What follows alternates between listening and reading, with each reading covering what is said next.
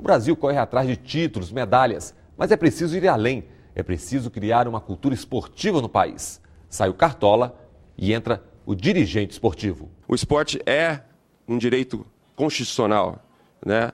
O esporte, atividade esportiva, lazer, o esporte na escola, né? E a gente sabe que a nossa cultura é clubística, como cultura. Assim como nos Estados Unidos o esporte passa pela educação, aqui é de clubes, e clubes que são comandados por federações e confederações. Então, é sim uma função constitucional, né? Porque não existe esporte, atividade esportiva que viva sem modalidades. E essas federações, confederações são responsáveis pelas modalidades, né? Então, responsáveis também por um direito constitucional de todo cidadão. E é isso que a gente luta aqui. São atletas de alto nível que lutam pelo direito ao esporte de todos, desde o educacional, participação e também de alto rendimento. Mas a gente sabe que esse alto rendimento não vem se não houver o esporte para todos. Eu sou diretora da Confederação Brasileira de Basquete, comando todas as seleções de basquetebol feminino, e a minha entrada na confederação deveu-se à mudança do estatuto. Hoje, a Confederação de Basquete é nesses termos que nós estamos lutando hoje. Você entra e você só pode se eleger mais uma vez. Eu sou muito a favor disso. Precisamos muito da orientação de vocês. Nós não temos o expertise de vocês aqui para lidar com as duas casas que vão ser fundamentais para a aprovação desta lei. Vamos precisar muito da ajuda de você, Romário, de todas as pessoas ligadas no meio esportivo, mas é muito importante que a gente aproveite este momento desses eventos grandiosos que estão acontecendo no Brasil, onde se fala muito de esporte, aproveitar esse momento para tentar conquistar esse nosso sonho que nós temos de nortear, como a própria Ana Moser falou, fazer uma política esportiva de verdade para o Brasil todo, aproveitando todos os Estado, município, governo estadual, federal, enfim. Precisamos envolver outros atores, quando a gente fala, por exemplo, de esporte na escola, e a educação está um pouco alijada desse debate no esporte, é fundamental. Eu lembro que mais importante do que ser um país, um Brasil que ganhe medalhas em Jogos Olímpicos ou Paralímpicos, é a cultura esportiva. Nós temos um grande exemplo, que são os Estados Unidos, que voltaram a liderar o ranking de medalhas nos Jogos Olímpicos, mas que é o país recordista mundial em obesidade e sedentarismo. Então, eu acho que essa é uma discussão mais ampla. Quando a gente fala de esporte, é algo ainda mais importante do que... temos que ter o espelho, os grandes campeões, mas temos que implementar a cultura esportiva no cotidiano da nossa população. É como colocar essas entidades a serviço do esporte no seu sentido mais amplo de educação do povo. Porque as entidades, parece que todas elas têm um P no final de profissional. A CBF parece que é CBFP.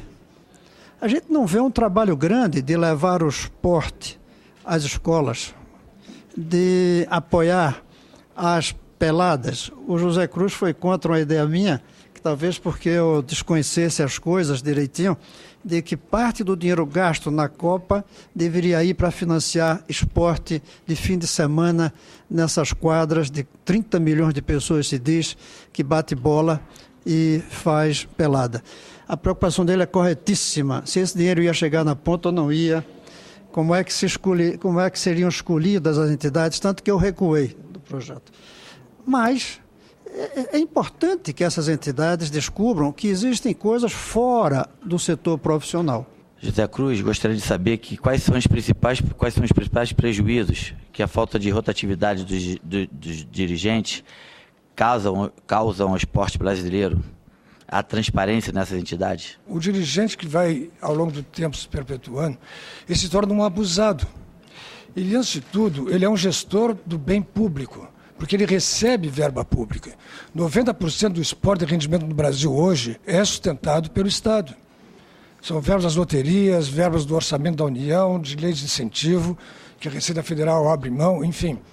Então, ele é um gestor do bem público. Mas ele se torna ainda assim um abusado. E eu dou um exemplo. O presidente da Confederação Brasileira de Tênis se elegeu com um discurso de renovação. E logo que assumiu, mudou o estatuto, permitindo apenas uma reeleição. Gostou do cargo e recentemente convocou uma assembleia, ao fim do seu segundo mandato, alterou o estatuto e foi para a sua terceira eleição. Isso é uma falta de respeito, principalmente para com o atleta. Em segundo lugar, eu acho que um dos grandes prejuízos é a democracia, é a falta de democracia. Se o esporte é um instrumento de educação, isso a própria ONU reconhece isso também, né? E nós não estamos praticando essa democracia, essa educação aqui no Brasil. Nós estamos aí para receber uma Olimpíada, os nossos estudantes estão alheios ao que significa uma Olimpíada, e os nossos dirigentes estão dando esse tipo de exemplo. Eu lembro que tem presidentes que têm muitos anos à frente de confederação e que fazem um bom trabalho.